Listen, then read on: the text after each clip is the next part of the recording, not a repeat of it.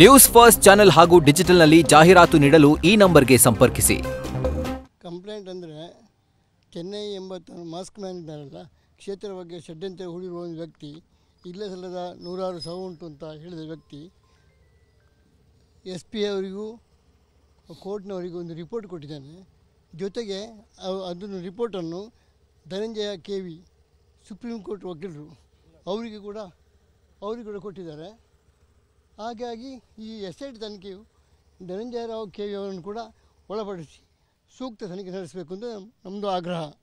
ಅಲ್ಲಿ ಏನಿಲ್ಲ ಆರೋಪ ನಮ್ಮದು ಆರೋಪ ಅಂದರೆ ಧನಂಜಯ KV ಅವರನ್ನು ಮತ್ತು ಅವರ ತಂಡ, ಧನಂಜಯ KV ಅವರು ಸುಪ್ರೀಂ ಕೋರ್ಟ್ ನ್ಯಾಯವಾದಿ, ಅವರು ಇಲ್ಲ ಸಲ್ಲದ ಆರೋಪವನ್ನು ಮಾಸ್ಕ್ ಮ್ಯಾನ್ನಿಂದ ತೆಗೆದುಕೊಂಡು ರಿಪೋರ್ಟ್ ಕೊಟ್ಟಿದ್ದಾನೆ ಅವರಿಗೆಲ್ಲ.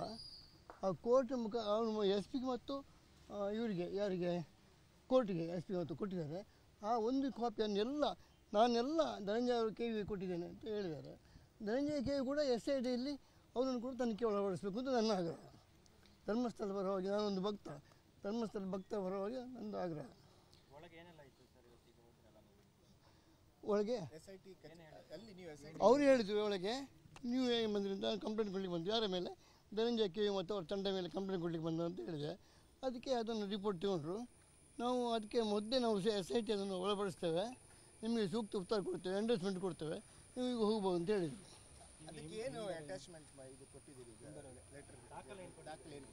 ದಾಖಲೆ ಅಲ್ಲ, ಮುಖ್ಯವಾಗಿ ಒಬ್ಬ ನ್ಯೂಸ್ ಫಸ್ಟ್ ನಿರ್ಭೀತಿಯಿಂದ ನಿಮ್ಮ ಪರವಾಗಿ.